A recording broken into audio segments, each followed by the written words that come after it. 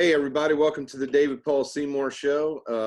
I'm honored to be joined tonight by Blasko, bass player for Ozzy and Zakk Sabbath, of course, and going back a little bit in time for Rob Zombie and Danzig, and, of course, the legendary Cryptic Slaughter. So, hey, man, thanks for coming on. Yeah, thanks for having me. I appreciate it. Yeah, I appreciate it too, man. So how you been during COVID time? Yeah, just trying to make the most of it, really. I think the scary part is, the future is a little undetermined. But we'll just do the best that we can with what we got. And, that's all there is. Yeah, man. Yeah, that's all you can do. So I imagine like a guy like you you make your living touring and playing with other dudes, and that's kind of your life's blood and everything. So that's got to be really shitty, man, to be in a situation where you're kind of put on hold with that, right? Well, yeah, I mean, it's, no one could have prepared for it. And it's very extraordinarily unprecedented. And it's, kind of makes you rethink your life choices whenever your entire, idea of what you've committed your life to can just be yanked away from you without your ability to have a say in it. Right. It's a weird situation. Oh yeah. Yeah, I reckon that, I mean, all this stuff will have to go back to some sense of normal, and you guys will be playing again. I guess in the meantime, it sucks. But, I mean, that's something that's like doctors and musicians, man, music. That's like two things that I guess we can never be without in life, you know what I mean? There always need to be music, so. For sure. Yeah. But you're right. I mean, it sucks knowing that like there is something that could come along that just yanks the rug out from under your feet, and you just got to kind of live with that. No doubt. But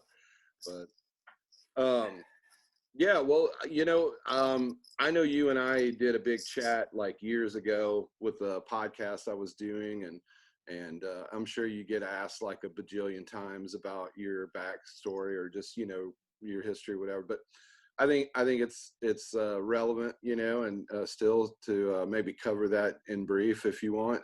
Maybe give everybody watching this the rundown on, some of the bass playing chores that you've done over the years, I guess. Yeah, I mean, shoot, it's it started in the '80s with Cryptic Slaughter, as you mentioned. Yeah. And then it was it was a slow climb up the heavy metal bass player ladder. From that into Prong, into Danzig, into Rob Zombie, into Ozzy Osbourne. So, it all, as those things tend to sound, easy. But it wasn't. I mean, there was things that I can kind of take away from it that I could pinpoint as to why things happen the way that they happened.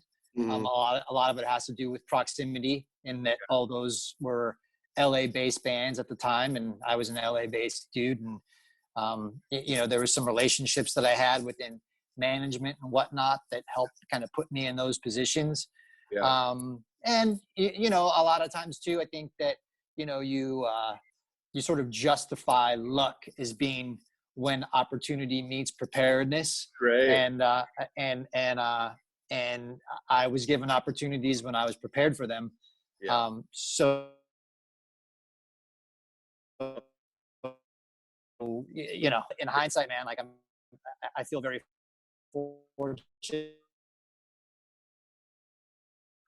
Yeah. To be given to work my way up to Ozzy and playing Sabbath songs and Ozzy songs with the guy has been glorious, man. And I'm just I'm just real fortunate to have been able to do that.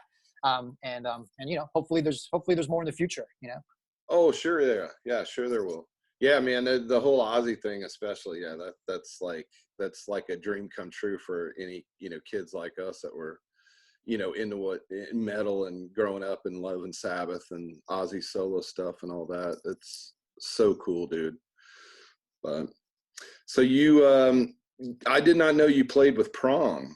I don't know what period that was like. But yeah, man, I love that band. What out? It was like, so they put out an album called Rude Awakening, Yeah. which is really killer. And the Paul Raven couldn't do the tour, so they brought me on to do the tour, and that was, I kind of saw that through until sort of the temporary end of the band, where it kind of sort of imploded on itself. There was some label and management issues that were going down there towards the end. I guess the label, I mean, the record really didn't meet the expectations of the previous album.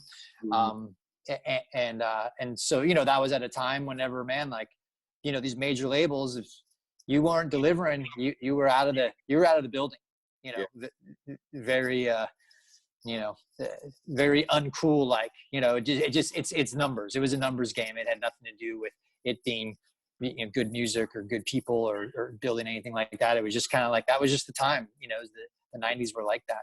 Yeah. And so, that's what it was. But yeah, it was a brief period for me, but it was a very important period for me, where it was the first band that I was in that actually did real stuff, like went to Europe and did festivals and went to Japan and toured in a tour bus and, did all, and they had hit songs. They had songs on MTV, and, that was the eye-opening experience for me of like, okay, yes, this is everything that I thought it was, and this is what I want to do with my life. Yeah, for sure. That's awesome, man. Yeah, I really dug that band, especially around the time when they first came out. Really kind of a different, hard to categorize them in any kind of metal subgenre or whatever. I don't know what grouping you would put that in, but like really cool, inventive band, I think. Yeah, very much so, and such a unique sort of mashup of influences, and Tommy was always, he kind of, I don't know that he ever really got the credit that he deserved as being a very innovative guitar player and riff writer and songwriter. I thought he was, I think he was very ahead of his time when you kind of look back at the time period of the Panteras and White Zombies and stuff, of him being in the mix of all that, but yet not quite getting the same credit as his peers. Yeah, not that it like they're the same in any kind of way, but like the only other band or person I could like lump them and him in with was maybe like Helmet, somebody like Page Hamilton or somebody like that. It's just like, agreed. What is this? This doesn't sound like other kind of metal, you know what I mean? But it's not like the most revolutionary thing or whatever, but it's hard to classify, and it's like, this is really awesome, you know what I mean? Mm-hmm. Agreed. That is a good analogy for sure. Oh, that's cool, man. Well, speaking of music, I don't know, I was looking for some segues. It's really not a good segue. So you were like, one thing I dig about you, man, is you are such a like a connoisseur, maybe is the word, or but you definitely, like, it seemed like a cheerleader of, the underground doom scene, whether it's, you're not all about like big monster arena bands. It seems like your heart is in, a lot of these bands who like, it's just good music, you know what I mean, big or small, and you seem to have your finger on a lot of the pulse of like kind of what's going on in the doom and stoner rock scene and all that. How did you kind of find yourself getting into that? Yeah, I think it very simply, cool. I think very simply, it was something to where, like, I grew up on Kiss and AC/DC and Sabbath, and like, I just grew up on guitar riffs, right? Like, musically speaking, nothing else connected the dots for me like guitar riffs, like that's just my sort of my DNA, musically speaking. And then but then what it is, like, really what really kind of put me on the deep dive is that there's so much good music out there, but yet you get to a certain age when you find yourself surrounded by a bunch of people, and it's no discredit to them, it's just sort of reality, that they just go like, man, there's no good music. No one's putting out good music anymore. There's nothing good. But mainly because it's like you don't know where to find it, right? Because it's like whenever we were growing up, you know, people of our age, it's like you had terrestrial radio that was what you listened to in the car. You had MTV, which is what you watched, Right. and those were the gatekeepers, you know. And you had Black Sabbath and Def Leppard and Iron Maiden and Judas Priest. Like, you had all those bands that were putting out amazing music and amazing records consistently, but they were on the radio and they were on MTV because those bands were on some level pop, right? Like, it was like it wasn't relegated to the 10 million subgenres of heavy metal that we have now, right? Like, it was a very narrow access point to get to all these super cool bands. So now the playing field is so wide, it's so reaching, to where, you know, you have to, if you want to find good music, I think you have to go looking for it. And so a lot of times, you know, I have this conversation with people, they're like, oh, I don't, there's nothing good coming out. There's no good music. And I go, I disagree. I go, here's a link to my Spotify playlist. You can't tell me that a lot of these bands aren't putting out killer music and killer bands and killer brands, like killer band names and killer t-shirts and killer, you know, design, killer album covers. Like, you know what I mean? Like, there's super cool stuff happening in the scene, but you got to be willing to go look for it. And a lot of people's lifestyles just don't really afford them that opportunity to do that. And I felt for me, it was important as a dude that has kind of climbed the ranks on one hand, but on the other hand, being in Ozzy's band, like it kind of felt important to me to shine a light on these younger bands that have the same influences that I have, that are probably, you know, whatever, 20 years younger than me, but yet it's refreshing. As much as I was influenced by Black Sabbath, it's refreshing to see someone half my age equally as influenced by Black Sabbath, and to turn that around, as opposed to being influenced by something newer, right? That's less inspiring, you know, for someone like me. So, you know, you could find these younger bands that are doing amazing things and kind of really get behind them, and they're so appreciative. Like, whenever I hit up a band, I go, hey man, like, I'm really loving your new album. Like, they're so appreciative. Like, hey, can I send you a vinyl? Can I send you a t-shirt? You know? And I just feel it's important for me to do that. And not only that, but I love it. You know, I love finding the new bands. I love reading the Doom charts every month. I love finding new bands, even beyond and above what the charts, you know, list. And you know, I'll do my own playlists and whatnot. And it's yeah, man, it's really cool. And this time has afforded me a little bit more time than usual to find new bands and listen to new bands and albums and really absorb, you know, all that content. And I feel sorry for them that they can't get out there and do their thing and promote and you know, play live and, you know, build their fan bases. Like, I feel really bad for them. Yeah, man. You're right. I mean, it's like people got to put the homework in, but like, I have the same fucking conversations with people, you know, whether it's in a party situation or just getting together. It's like somebody turns the music on and it's Iron Maiden or it's, you know, whatever. God forbid my uncles, you know, it's fucking Journey or, you know, something, REO Speedwagon, something like that. But it's like, whether it's heavy bands or the old top 40, whatever it is. I mean, I think people hit, especially when they hit they hit that age where they start looking back, you know, like the good old days, and they want those memories, and like, you know, this is the metal or this whatever I listened to in high school, you know what I mean? And like, but then they'll turn around and like, man, they don't make stuff like this anymore, you know. You're right. It's like, Dude, there's not only, well, you're right, there's not that same stuff out there, but there's good stuff out there, and you got to put the homework in and find it. And I think you and I are kind of probably,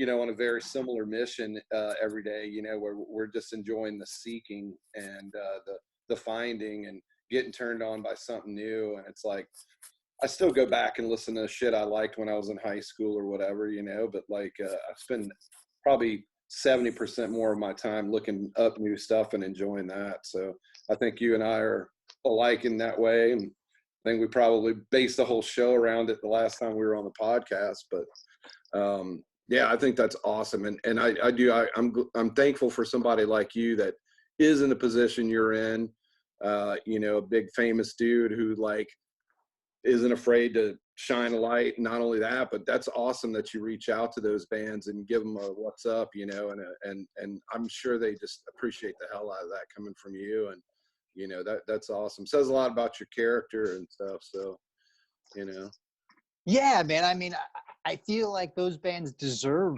some level of encouragement, and I mean, from someone like me, I mean, whatever, I mean, I think it's deserve, like, they're getting in their garage and they're writing songs and they're putting out albums and they're getting in a van and going on tour. It's like, that's what you got to do. I mean, I think, on the subject too, I mean, I think a really good example, and most notably, is this band Green Lung from the UK, and they put out a record, Woodland Rights, last year, and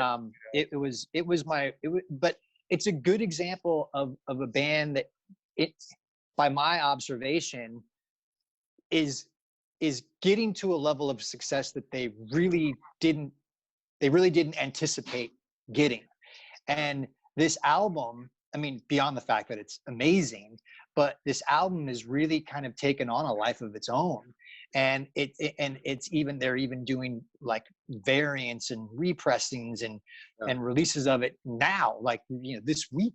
And it's so cool to see, like I really got to kind of put a spotlight on them, because I just felt like I've seen them really follow an upward trajectory of just being being a good example of bands that can do that, where they make a really good album, they make really good music, they have a unique spin on the music, and they have a definitive point of view. And their album cover and who they got to design sort of their whole aesthetic, that it complements their music, and then the merch and just everything about it is such a nice cohesive package. And I feel like that's why it's resonating. And you can really kind of take that as an example of a band that I've really been hyped about for the last year or so. And actually it's kind of a bum out too, because I manage High on Fire, and High on Fire was good to be in the UK about now, and I actually had them as the opener, but yet here that is not happening now. So but what can you do?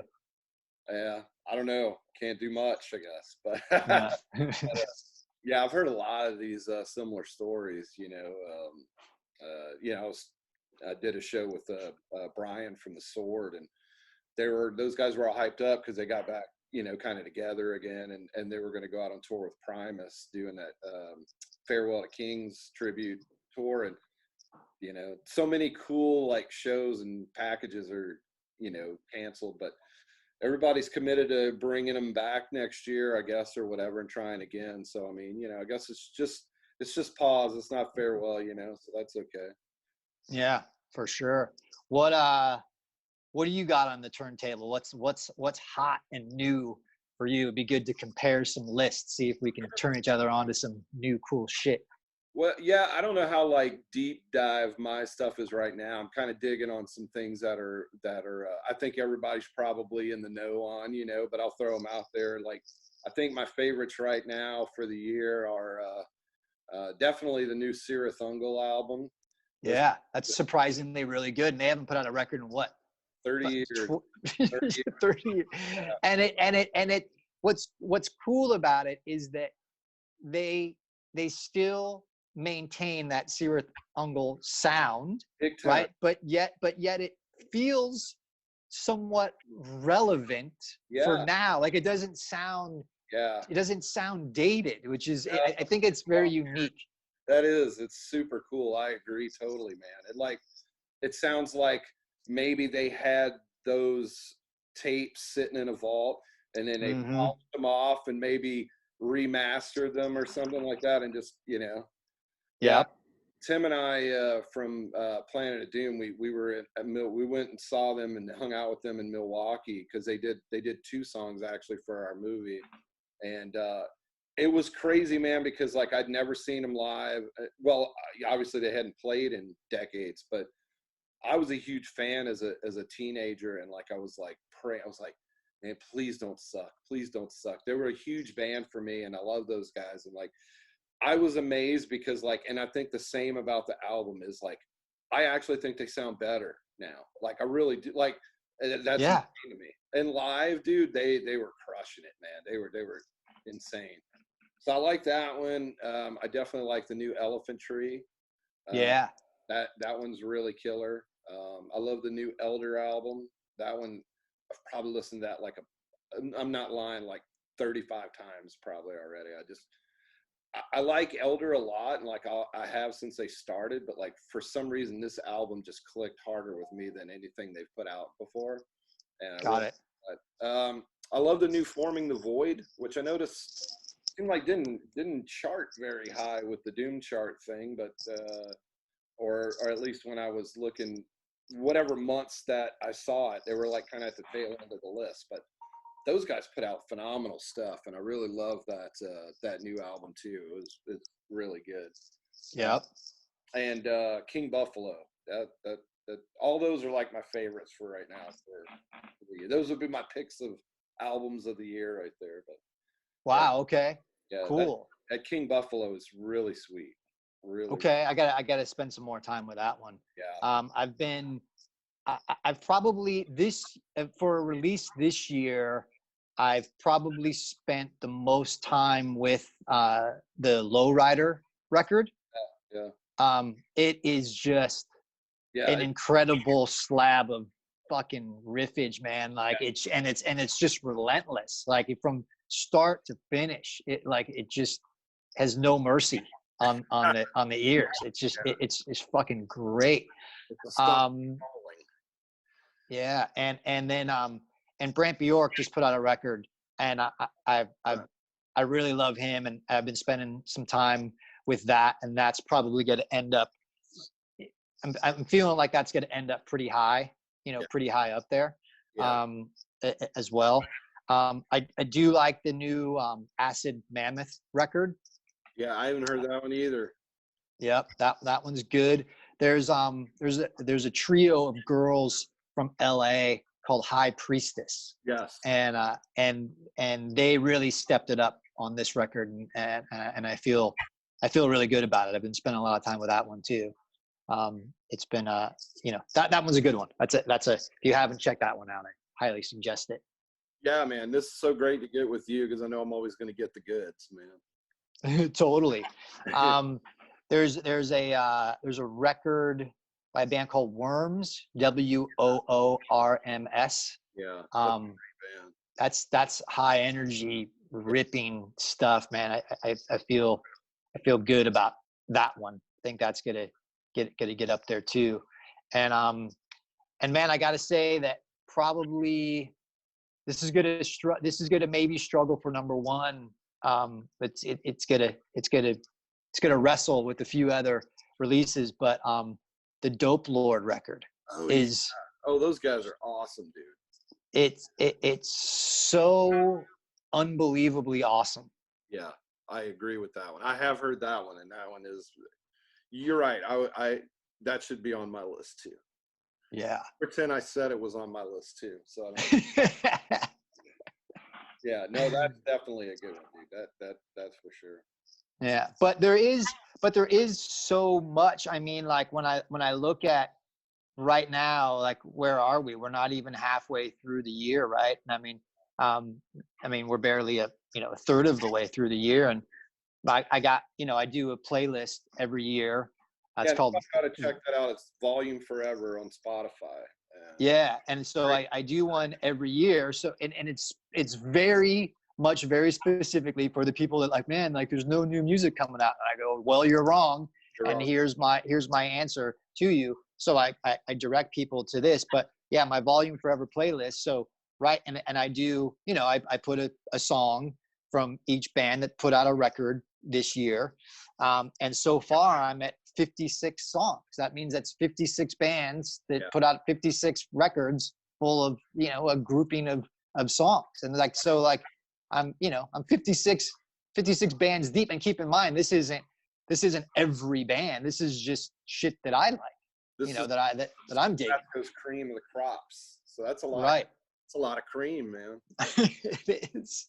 But that's the world we're in too. Like you said, man, the gatekeepers are gone. So the walls are now gone. The gates are gone. And like, everybody has, free range to just write, record, and put out stuff. And I think it's even better now that, people used to always say, or when this kind of stuff started happening, and said, well, that was actually a good thing having the gatekeepers, man, because you got to weed through all this bad shit. And it's like, well, so what, man? It's like, and bad shit may not be bad to this guy over here. He may really dig it. You know what I mean? So I love that everything's out on the table, and it's like you get to pick and choose what you dig, and and then if you dig it, then cool. If you don't, move on to the next thing. But what's stopping you from spending 10 minutes listening to a couple of tracks and making a decision whether you like it or not? And I think it's awesome that we live in the a time where we can have that luxury. Agreed, man. Agreed. Yeah, there's like, once again, yeah, there's just thumbs up to everyone keeping the riffs alive. Yeah. That this music that we grew up on in the 70s still inspires people to put their own spin on it. Yeah. Versus them wanting to be a rapper, or or in pop music, or be a DJ, or something that doesn't require the same amount of effort and inspiration that these bands have, or whatever. Like, obviously no discredit to anybody that does that, but I'm just saying that it, in a lot of ways, bands still discovering and being inspired by things that you and I grew up on could theoretically be a dying art, right? And it's not, which is so inspiring to me. Yeah. No, I agree. It's almost like you realize that there could come a point in time where none of this exists anymore musically, and the world's moved on. I mean, you look back on like 50s doo-wop groups, right? I mean, it's like eventually, I don't know, maybe that's a bad example, but like, things just aren't like, there's no relevance at all anymore with that, really. I mean, I think the last of that could have been somebody like Boys to Men or something like that in the early 90s or something like that, but you look at classical music or whatever. I mean, there's still people that play that and perform that, but like the relevance for the general pop isn't that, population isn't there, and I don't know, could that happen? I mean, in the kind of way, I guess it has, like all those things you're talking about, rap and, those kind of things, like they've taken over the airways. I mean, we were at a party one night, we were talking to some of our friends, here in town, and like we were talking about music and all this kind of stuff, and we were like, well, hey, remember when we used to have like Casey Kasem and or this and that, and it's like, these guys were on the top, what does that look like now? So somebody pulled it up, and it literally was just all like, granted, shit we'd never heard of because we're all old and like, we don't listen to that stuff, but it was all like rap and this and then, like you said, nothing against that, but it's like all that stuff's taken over the airways. I mean, you and I are old enough to remember when rock ruled, man. I mean, it ruled all the airwaves, it ruled the big arenas, and a band like Judas Priest could come to your town and or Iron Maiden and play like this gigantic, I guess they still do, but like these new bands we're talking about, they won't ever see that. That's the sad part of it. And maybe some of them don't want to, you know what I mean? Maybe they don't want to be that huge, but it's like, they're not going to play to like an arena crowd or you know, be played on the radio or something like that. So that's kind of the shitty part, I guess. Yeah, no, yeah, you're right. You're right. I mean, and so, which is even more inspiring that they're doing it for the love of the music, right? Because you're right. I mean, they very clearly can look at it and go, well, there's no way we're getting on the radio. There's no way we're getting on MTV because that doesn't exist. Yeah. There, you know, there's no new bands coming out that are rolling into arenas, you know, except for like Ghost, you know. And so that means that they're not doing it for the love of success. They're doing it for the love of the music that they're inspired by, which is fucking awesome, you know. And that's what it should be. I think that's what it should be. I don't think, you know, when you take any of those bands, that Sabbath and Priest and Maidens and Motorhead, you know, it's like, man, like, you know, their inspiration was pure, you know, that there was, they're probably as surprised by their success, you know, as anybody else, you know, when you ask these guys, you know, it's like they didn't, you know, they didn't get into it because there was no precedent. There was nothing in front of them that would say like, we're going to be huge, successful arena rock stars. Right. Like that it just wasn't happening. Right. And it was a new form of music. So, you know what I mean? Like, who knows, man? Like maybe it could happen, you know, maybe there is another wave of, you know, bands that get to Ghost status, that, you know, are able to do that. So, I mean, you know, fucking God, let's hope so. Let's hope there's another, you know, 5 or 6 Ghosts around the corner waiting to save rock and roll out of its mediocrity. Yeah, that would be cool, man. I mean, like we were saying though, it's like maybe that's not even the end result in these guys' mind, you know. I mean, because right now they're operating, like you say, under the auspices of this. That's not going to happen. I'm gonna tour for about 2 or 3 weeks, and I'm gonna go have to run back to my day job and do that for a little bit, and then hit the road again. And you know, and these guys don't make a fucking dime, and a lot of these little labels that they're on, you know, unless you're Nuclear Blast or Metal Blade or somebody like that, you're you know, they're not making any money either. You know, everybody's in it for the love of the game, and that's even more impressive than if you knew the potential to, you know, sleep in hotels and, you know, drive Rolls Royces in the swimming pools and shit was like the potential was there, maybe, then you'd be, oh, there's the cat.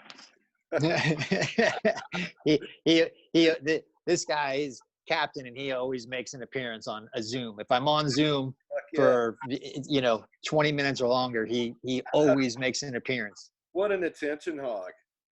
Totally. Yeah, Cat's almost infamous, man. Like he's on your Instagram and shit all the time. Yep, totally.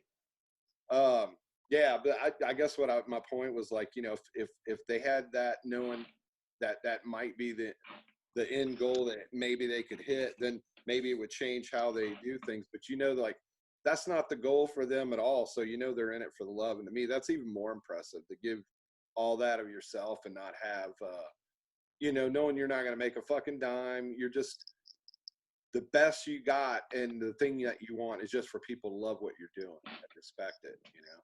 Yep.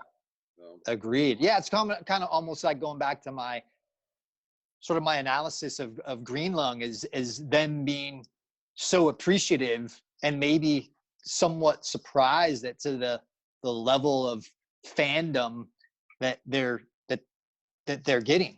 You know, I mean, I think that they know that they're a good band, and I think that they know that they put together a good presentation. But the fact that it's the life of the album has come, you know, is gone this far.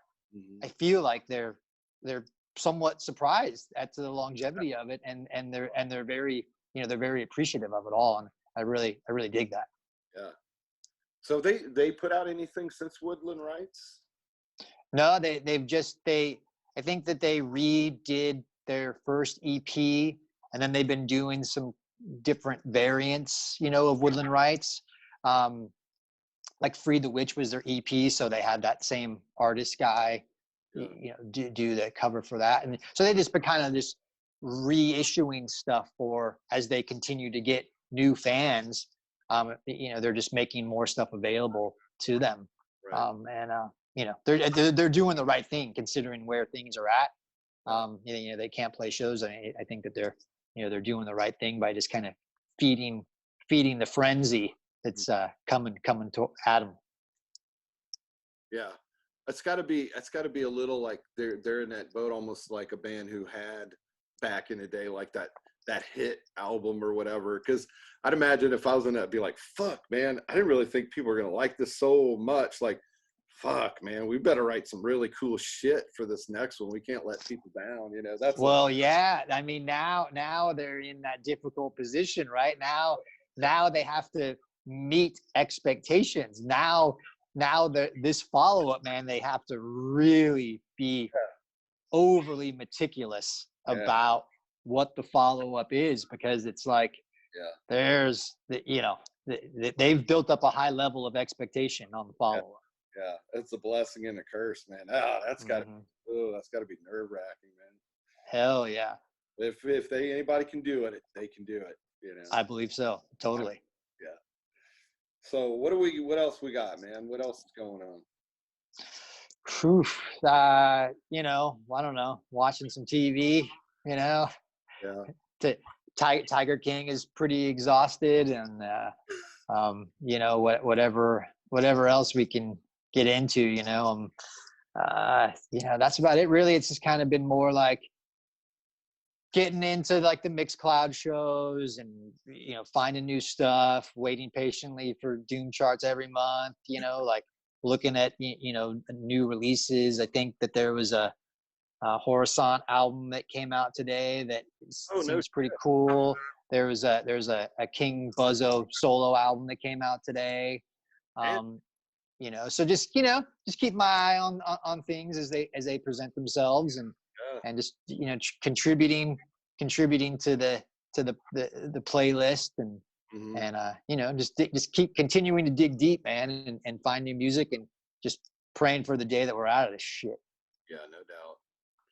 Are you able to, or is there even a need to jam with the bands you're working with, like Zakk Sabbath or Ozzy or anything? Like, those seem like kind of bands where you guys can like put things on hold for a bit, and it like it isn't going to bug your guys' life probably too terribly bad, or whatever. Like, bands who I guess are more hitting the road in the van or whatever. It seems like maybe it's easier for you guys to take a break or a pause or whatever. Or yeah, Zakk Sabbath specifically, like if we ain't playing live, there's really nothing we can do. Zakk's in the studio writing a record now. I think most of the bands at High on Fire is working on a record. I pretty much just put all the bands in the studio. I go, look, we got the time. We got to come out next year full guns a-blazing. So take this time and really make the best record of your career. We've got the time. Take it and utilize it to because we have no other option, right? Nothing's going to change.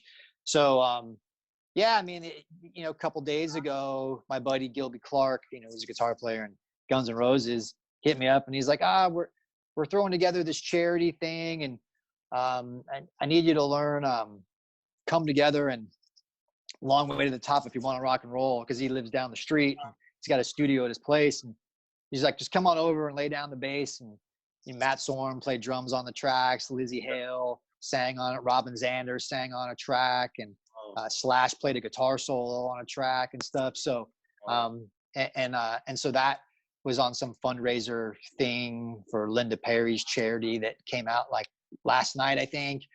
Stuff, and that's really the only musical thing I've been involved with since this whole thing went down. So I'm glad that he called me up and kind of made me get the bass out and sort of blow the dust off of it, and get in some real time. But it was fun to pick that thing up again and jam with those dudes. Oh yeah, God, man, you're operating on a whole other level, dude. It's like, yeah, you know, Gilby Clark, he's my neighbor. Came by and hung. I say, hey, why don't you come over and hang out? And Robin Zander's gonna sing, and like, you know, I'm sure you guys are all together at the same time, but it's just funny, like, you know, the people you know, man. It's probably pretty soon. You're like, oh yeah, man, no big deal, you know. No, I mean, it is a big deal when I'm watching it back, because at the time, you know, whenever I recorded my parts just a few days ago, it was just me, Gilby, and Matt, right? Mm-hmm. And then he's sending me over the tracks, and it's like Xander and, you know, Robin Zander and Slash and stuff. I'm like, man, this is crazy that I'm even in the mix of this, you know? Like, I love that you think so, man. That's great. Humbled, man. That's great. Well, I know how busy of a dude you are, man, and like I know that you probably you got a lot of shit cooking all the time, and like I don't want to. You got bands to manage, and I don't want to tie up your whole fucking Friday. So all good. I appreciate you coming on, man. It's always a treat to talk to you about music and stuff like that, and always get some new bands to listen to out of it. So that's good. And yeah, man, thanks for coming on. Thanks for talking to me, and I hope everybody enjoys hearing from you. And we'll talk again soon. Yeah, buddy. Thanks for having me. I appreciate it. Yeah, man. Thanks a lot. You have a good one, man. Stay safe. You too. You too.